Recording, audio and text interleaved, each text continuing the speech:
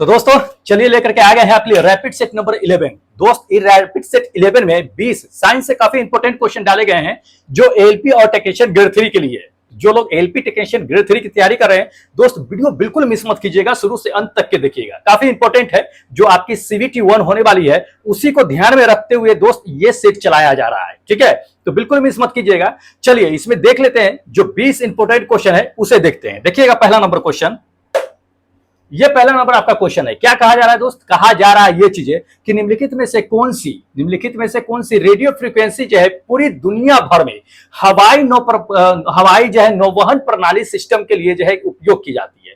ये है, तो ध्यान रखिएगा, आपको बताते हैं कि इसमें से कौन सा फ्रीक्वेंसी यूज किया जाता है। सो देखिएगा दोस्त, ये सेकेंड नंबर जो आप देख रहे हैं बहुत उच्च आवृत्ति यानी वेरी हाई फ्रीक्वेंसी, जिसे VHF कहा भी जाता है शॉर्ट फॉर्म में, तो उसका यूज जो है दोस्त पूरी दुनिया भर में हवाई नौवहन सिस्टम के लिए जो है यूज की जाती है, ठीक है, तो ध्यान रखिएगा, काफी इंपॉर्टेंट क्वेश्चन है। चलिए सेकेंड क्वेश्चन आपको दिखाते हैं।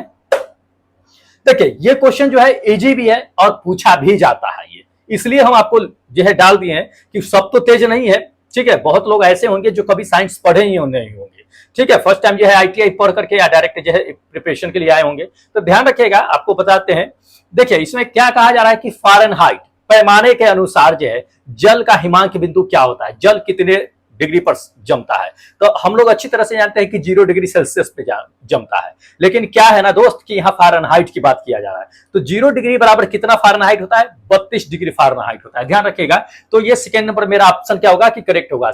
32 डिग्री फ़ारेनहाइट पर क्या होगा ना दोस्त कि जल जो है जमना शुरू कर देगा, ठीक है। चलिए अगला देखिएगा दोस्त, अगला क्वेश्चन कहता है कि मैग्मा के ठंडा होने पर, ठीक है, मतलब मैग्मा जो है ठंडा होकर के जमता है तो वो किस प्रकार का चट्टान बनाता है, यह इसमें कहा जा रहा है, काफी इंपॉर्टेंट है, ठीक है। जब ज्वालामुखी फटती है तो दोस्त उससे क्या होता है ना कि मैग्मा निकलता है, उसके बाद जो है वो क्या होता है कि जमता है, जमने के बाद जो है वह एक चट्टान में बदल जाता है, तो वह किस प्रकार के चट्टान में बदलता है यही कहा जा रहा है, ध्यान रखिएगा दोस्त। मैग्मा पिघल करके जब जमता है तो ये सेकेंड नंबर अग्नियस रॉक के रूप में क्या होता है कि बन जाता है। अग्नियस रॉक कहने का मतलब क्या होता है कि अगण्य चट्टान, ठीक है, जिसको अगण्य चट्टान कहते हैं ना, तो अगण्य चट्टान के रूप में क्या होता है ना कि ये बन जाता है, तो काफी इंपॉर्टेंट है। चलिए अगला देखिएगा, ये चौथा नंबर क्वेश्चन है दोस्त। इसमें क्या कहा जा रहा है दोस्त? ये कहा जा रहा है कि किस प्रकार के रेडिएशन में सबसे ज्यादा एनर्जी और सबसे कम वेवलेंथ होता है। जी हाँ, काफी इंपॉर्टेंट है, देख लीजिए किस प्रकार के मतलब कि ये रेडिएशन में होता है। ध्यान रखिएगा, आपको करेक्ट आंसर बताते हैं दोस्त। ये थर्ड नंबर क्या? Gamma radiation. गामा रेडिएशन का जान लीजिए कि आपका एनर्जी जो होता है वो बहुत ज्यादा होता है, लेकिन वेवलेंथ कम होता है। वेवलेंथ कम होने की वजह से देख लीजिए ये क्या होता है कि इसकी भेदन क्षमता अधिक होती है और एनर्जी जो होती है इसकी रेडिएशन की वो सबसे ज्यादा होती है। अब रेडिएशन सबसे ज्यादा कितनी रेडिएशन होता है ये भी जान लीजिए। तो इसकी जो रेडिएशन की एनर्जी कहता है, एनर्जी जान लीजिए। एनर्जी जो होता है दोस्त ये 10,000 गुना ज्यादा होता है, ठीक है। दृश्य प्रकाश जो होता है उससे क्या होता है कि 10,000 गुना ये होता है। इसकी तरंगदैर्घ्य यानी वेवलेंथ जो होती है दोस्त पिकोमीटर होती है, ठीक है। कितना? पिकोमीटर, ध्यान रखिएगा 10⁻⁻12 मीटर के आसपास में इसकी जो है आपका वेवलेंथ होती है। और एक बात ध्यान रखिएगा, कभी कभी आपको दूसरा क्वेश्चन ये पूछा जाता है कि कौन सी किरण है या विकिरण है जो सबसे शक्तिशाली होती है। तो गामा मत मार दीजिएगा, उस कंडीशन में होता है ना दोस्त ये बीटा जो होता है वो सबसे शक्तिशाली जो है विकिरण मानी गई है, ठीक है। तो इसको ध्यान में रखिएगा, सबसे शक्तिशाली भी कहा सकता है और सबसे ज्यादा एनर्जी, तो सबसे ज्यादा एनर्जी वाला गामा और सबसे शक्तिशाली वाला अगर कहेगा तो बीटा मारिएगा, ठीक है। तो ध्यान में रखिएगा इस चीज को। चलिए अगला देख लीजिए दोस्त, अगला क्वेश्चन ये कहा जा रहा है कि दुनिया की पहली एंटीबायोटिक की खोज किस वैज्ञानिक ने किया था सबसे पहले, यही बताना है, ठीक है। तो ध्यान रखिएगा, सबसे पहले एंटीबायोटिक की जो खोज की गई थी, दुनिया की पहली एंटीबायोटिक की खोज जो किसने किया था, ये सेकेंड नंबर क्या? अलेक्जेंडर फ्लेमिंग साहब ने किया था, ठीक है। अब जान लीजिए कि अलेक्जेंडर फ्लेमिंग साहब ने ये एंटीबायोटिक की खोज कब की थी। तो दोस्त 1928 ईस्वी में पेनिसिलिन नामक जो एंटीबायोटिक की खोज की गई थी, ठीक है।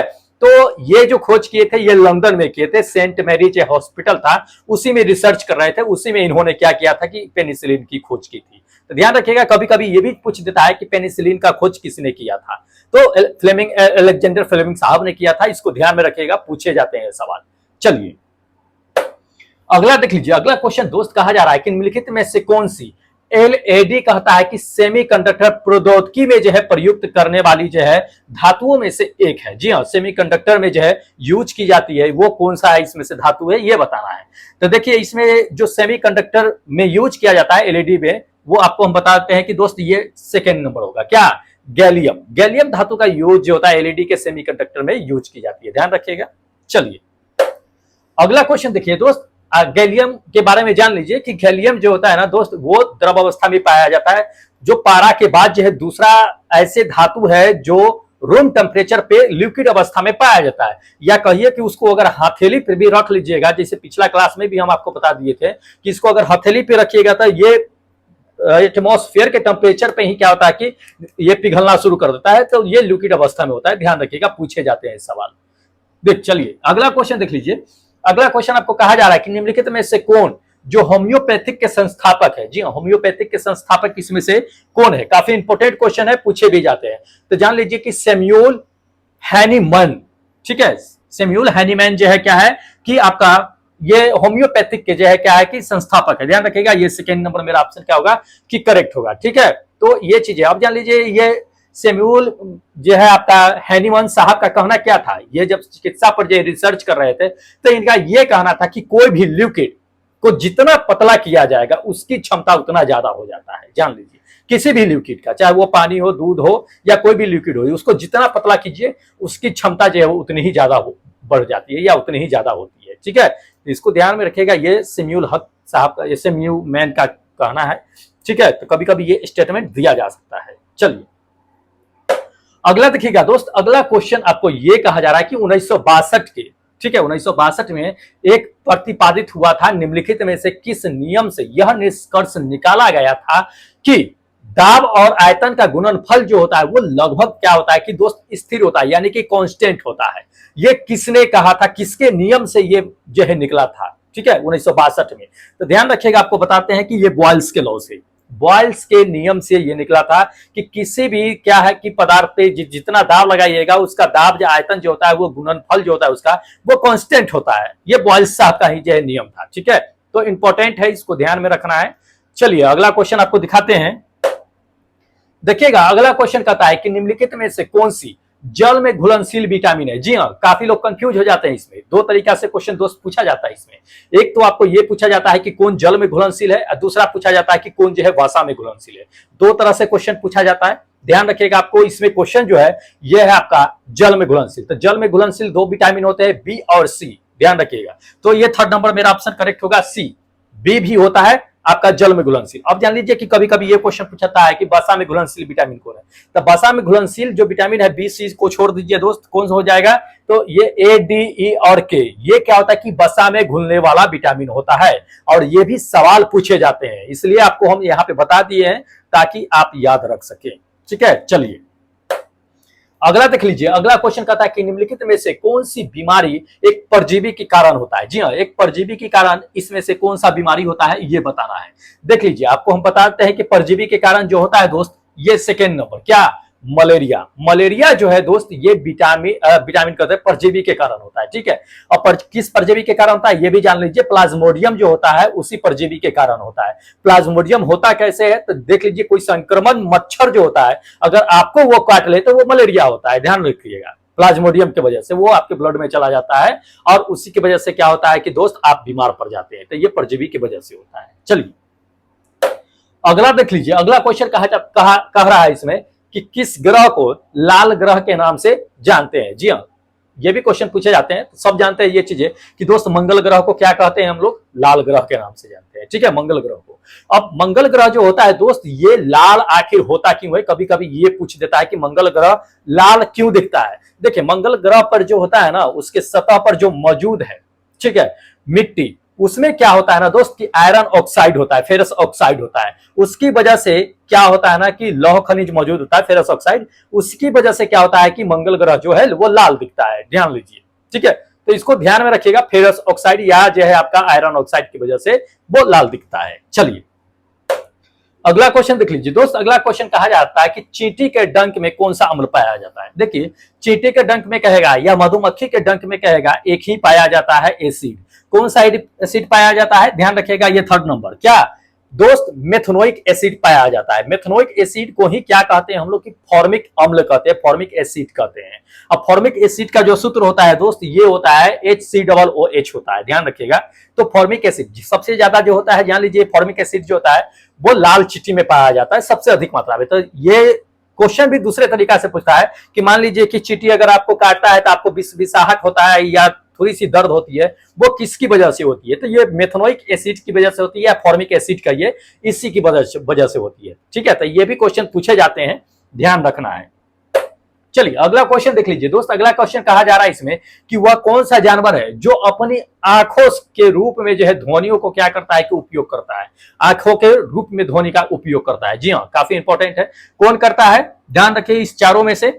देखिएगा, पहला ये फोर्थ नंबर चमगादड़। चमगादड़ जो है वो ध्वनि को क्या करता है कि आंखों के द्वारा उपयोग करता है। जब वो उड़ता है तो क्या करता है कि डिटेक्ट कर लेता है, वो क्या होता है ना दोस्त कि प्राश्रव्य तरंग जो है अपने आंखों से निकालता है। ठीक है, और उससे क्या करता है ना, प्राश्रव्य तरंग मतलब कि डिटेक्ट करता है वो, जिसे वो पता लगा लेता है कि रास्ते में कोई वस्तु तो नहीं है, कोई बाधा तो नहीं बन रहा है, अगर बन रहा है तो वहां से कट करके फिर जो है वो निकल लेता है। ठीक है, तो प्राश्रव्य तरंग का जो है इस्तेमाल करता है। कितना होता है तो जान लीजिए 20,000 हर्ट्ज से क्या होता है कि आपका अधिक जो है 20,000 हर्ट्ज से अधिक वाले ध्वनि को जो है हम लोग प्राश्रव्य तरंग कहते हैं। तो इंपॉर्टेंट है, पूछे जाते हैं ये सवाल। चलिए अगला क्वेश्चन देख लीजिए दोस्त। अगला क्वेश्चन कहता है कि ब्रिटेन में मानव क्लोनिंग की अनुमति देने का उद्देश्य क्या होता है। ठीक है, यानी किस उद्देश्य से दी जाती है। देखिए, ऐसे देखा जाए तो पूरी वर्ल्ड में लगभग 1-2 कंट्री है जिसमें जो है मानव क्लोनिंग का जो है अनुमति दिया गया है, नहीं तो अधिकांश जगह पे ये क्लोनिंग बंद कर दी गई है। जैसे अपने इंडिया में नहीं क्लोनिंग कर सकते हैं, क्लोनिंग बंद है।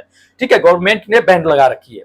अब जान लीजिए कि क्लोनिंग आखिर होता क्या है। तो दोस्त आपको कई बार हम ये चीजें बता चुके हैं कि आपके जीन्स से जो है क्या किया जाता है कि आपके जैसा सेम टू सेम लैब में जो है तैयार कर दिया जाता है। अगर आदमी के जीन्स का लिया जाए तो आपके जैसा सेम हूबहू आपसे कहीं ज्यादा पावरफुल आदमी को लैब में तैयार कर दिया जाएगा। ये क्लोनिंग होती है। ठीक है, सबसे पहले क्लोनिंग भेड़ की गई थी। ठीक है, तो इसको ध्यान में रखिएगा। 1998-97 के आसपास में किया, नहीं 1993 के आसपास में किया गया था। तो ध्यान रखिएगा, और 2001 या 2 में वो उसकी डेट हो गई थी भेड़ की।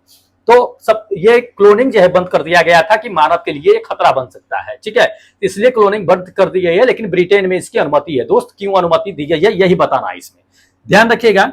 ये थर्ड नंबर मेरा ऑप्शन होगा क्या, चिकित्सा संविधान के लिए। चिकित्सा संविधान के लिए कहने का क्या मतलब होता है दोस्त कि मानव क्लोनिंग के लिए इसलिए दी गई है कि आगे उस पर शोध किया जाए, अनुसंधान किया जाए और उस पर और डेवलप किया जाए रिसर्च को, इसलिए उसकी अनुमति जो है ब्रिटेन में दे रखी है। ठीक है, नहीं तो अधिकांशतः जगह जो है अनुमति बंद हो रखी है क्लोनिंग पे। चलिए अधिकांश अगला क्वेश्चन देखिएगा, कहता है कि रक्त जमाव के लिए निम्नलिखित में से कौन सा विटामिन ये आवश्यक होता है। ठीक है, तो हम लोग अच्छी तरह से जानते हैं, इसे कहने की बात ही नहीं है, लेकिन जो लोग नहीं जानते हैं जान लीजिए कि ये विटामिन के की वजह से क्या होता है कि ब्लड क्लोटिंग होता है, ब्लड का थक्का बनता है। ये पूछा जाता है ये चीजें, तो इसको ध्यान में रखिएगा, इंपॉर्टेंट है। ठीक है, चलिए अगला क्वेश्चन देख लीजिए दोस्त। अगला क्वेश्चन आपको कहा जा रहा है कि अम्लराज या इसको कहिए इक्वाराज। ठीक है, इक्वारेजिया कहिए, अम्लराज या इक्वारेजिया। ठीक है, उसमें क्या होता है ना, अम्लराज इक्वारेजिया में कि हाइड्रोक्लोरिक अम्ल और ये अपना HNO3 होता है। ठीक है, तो इन दोनों का रेशियो जो होता है दोस्त वो क्या रेशियो होता है। ठीक है, यही बताना है आपको। तो ध्यान रखिएगा, इसमें जो रेशियो होता है दोस्त, ये HCl का जो HNO3 का जो अम्लराज है इक्वारेजिया है, उसका जो रेशियो होता है दोस्त ध्यान रखिएगा, ये सेकेंड नंबर 3:1 में होता है। ठीक है, 1:3 मत मार दीजिएगा, बहुत लोग कंफ्यूज हो जाते हैं, तो इसे 3:1 में ही मानिएगा।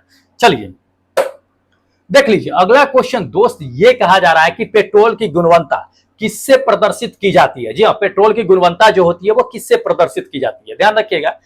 करेक्ट आंसर जो होगा दोस्त ये आपका फर्स्ट नंबर होगा, क्या, ऑक्टेन की संख्या से। अब जान लीजिए कि ऑक्टेन की संख्या से गुणवत्ता प्रदर्शित करने का मतलब क्या होता है, ऑक्टेन का मतलब क्या होता है ये जान लीजिए। ऑक्टेन मतलब 8 नहीं समझ लीजिए, जान लीजिए कि ऑक्टेन का मतलब क्या होता है। देखिए ऑक्टेन कहने का मतलब होता है कि ऑक्टेन ये चीजें दिखाता है कि इंजन के अंदर जो होता है वो फ्यूल जलने की जो क्षमता होती है वो कितनी होती है। ठीक है, ये चीजें दिखाता है। और अधिकांशतः पेट्रोल की जो रेटिंग दी जाती है वो 91 से लेकर के 95 तक के दी जाती है, तो वो अच्छा माना जाता है। तो ये पेट्रोल का जो होता है ना कि संख्या जो है ऑक्टेन में दिखाया जाता है, तो काफी इंपॉर्टेंट है, पूछे भी जाते हैं ये सवाल। चलिए अगला क्वेश्चन देख लीजिए दोस्त। अगला क्वेश्चन ये कहा जा रहा है कि एक प्रकाश वर्ष का मान जो है कितना होता है। जी हाँ, एक प्रकाश वर्ष का मान कितना होता है सब लोग अच्छी तरह से जानते हैं, हम भी जानते हैं, आप भी जानते हैं। ये थर्ड नंबर मेरा ऑप्शन होगा क्या, 9.46 into 10 to the power 15 metre होता है। ठीक है, इसको ध्यान में रखिएगा।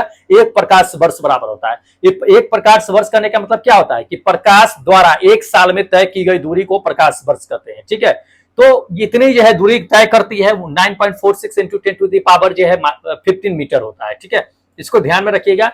दूसरी नंबर जान लीजिए कि प्रकाश वर्ष जो होता है वो दूरी का मात्रक होता है। ठीक है, कभी कभी ये क्वेश्चन पूछा जाता है कि प्रकाश वर्ष किसका मात्रक है, तो दूरी का मात्रक है।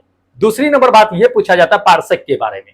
ठीक है, तो पार्सेक जान लीजिए कि पार्सेक होता क्या है, तो ये पार्सेक दूरी मेजर करने की, मापने की सबसे बड़ी इकाई होती है पार्सेक। एक पार्सेक बराबर जो होता है वो कितना होता है, 3.25 प्रकाश वर्ष के बराबर होता है। ठीक है, तो इसको भूलिएगा नहीं, काफी इंपॉर्टेंट क्वेश्चन है और ये ऐसे क्वेश्चन जो है दोस्त पूछे भी जाते हैं एग्जाम में। चलिए अगला क्वेश्चन देख लीजिए दोस्त। अगला क्वेश्चन ये कहा जा रहा है कि पृथ्वी के गुरुत्वाकर्षण क्षेत्र की तीव्रता जो है अधिकतम होती है वो कहां होती है। ठीक है, पृथ्वी के गुरुत्वाकर्षण क्षेत्र की तीव्रता बता रहा है, तो ध्यान रखिएगा। गुरुत्वाकर्षण क्षेत्र की तीव्रता जो होती है दोस्त, आपको हम बताते हैं कि ध्रुव पर होती है। कहां पे होती है, ध्रुव पे, उत्तरी ध्रुव या दक्षिणी ध्रुव, किसी भी ध्रुव पे चले जाइए, गुरुत्वाकर्षण क्षेत्र की तीव्रता वहां पे सबसे अधिक होती है। ठीक है, अब जान लीजिए कि सबसे कम आखिर होती कहां है, तो दोस्त सबसे कम जो होती है ये जान लीजिए, सबसे कम अगर मान लीजिए कि जीरो बराबर, जीरो की अगर बात करेगा तो जीरो जो है केंद्र में होता है, पृथ्वी के केंद्र में। और सबसे अगर कम कहेगा तो जान लीजिए कि ये भूमध्य रेखा पर होता है, ये सेकंड नंबर इक्वेटर पर होता है। ध्यान रखिएगा, भूमध्य रेखा पर सबसे कम कहे तो, आज शून्य अगर कहेगा तब केंद्र में जाएंगे, आज सबसे अधिक कहेगा तब पोल पे जाएंगे, तो उत्तरी नॉर्थ पोल या साउथ पोल पे जाएंगे। ध्यान रखिएगा ये चीजें, इसी में लोग कंफ्यूज हो जाते हैं। सेंटर में जाएंगे जीरो हो जाएगा, सेंटर मतलब जीरो, केंद्र। ठीक है, और सेंटर से जैसे ऊपर या नीचे बढ़ेंगे वैसे जो है मान बढ़ना शुरू हो जाएगा। ठीक है, इसको ध्यान में रखिएगा, इंपॉर्टेंट है। जैसे ध्रुव पे पहुंच जाएंगे वैसे ही क्या होगा कि दोस्त ध्रुव पे जो है क्या होता है कि सबसे ज्यादा होता है, तो इसको ध्यान में रखना है, काफी इंपॉर्टेंट क्वेश्चन है। चलिए ये है दोस्त अपना लास्ट क्वेश्चन, ध्यान रखिएगा, इसमें लास्ट क्वेश्चन है दोस्त। कहा जा रहा है कि एक्सरे तरंग दैर्ध्य का कहता है कि मापने के लिए इस्तेमाल किए जाने वाला उपकरण कौन सा होता है, जिसे एक्सरे का हम मेजर कर सकते हैं कि उसकी तरंग दैर्ध्य कितनी होती है, नहीं होती है। ठीक है, तो ध्यान रखिएगा, आपको बताते हैं तरंग दैर्ध्य की। वैसे देख लीजिए, आपको मापने वाला जो आपका इंस्ट्रूमेंट जो होता है दोस्त, ये थर्ड नंबर होता है।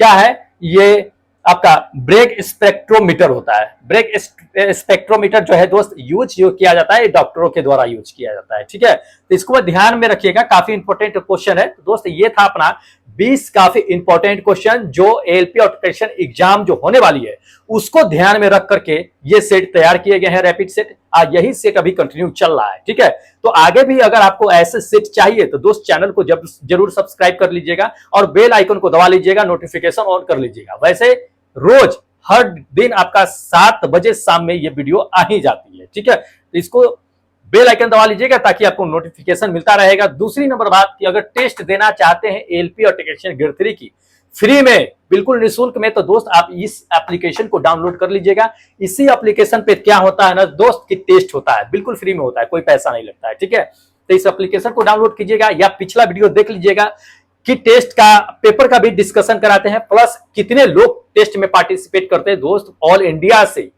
लोग जो है इस टेस्ट में पार्टिसिपेट करते हैं एएलपी और टेक्नीशियन ग्रेड 3 में, इसलिए आपको बता रहे हैं कि इस एप्लीकेशन को डाउनलोड कर लीजिएगा, काफी बेनिफिट होने वाली है आपको। और चैनल तो सब्सक्राइब कर ही लीजिएगा, जो लोग कर रखे हैं दोस्त लाइक कीजिए फटाफट और अपने दोस्तों में शेयर कीजिए। चलिए अब हमें क्या कीजिए कि बता देते हैं कि अगर इस सब का पीडीएफ चाहिए तो दोस्त टेलीग्राम से ज्वाइन हो जाइएगा। टेलीग्राम का भी लिंक क्या है कि डिस्क्रिप्शन बॉक्स में दिया हुआ है।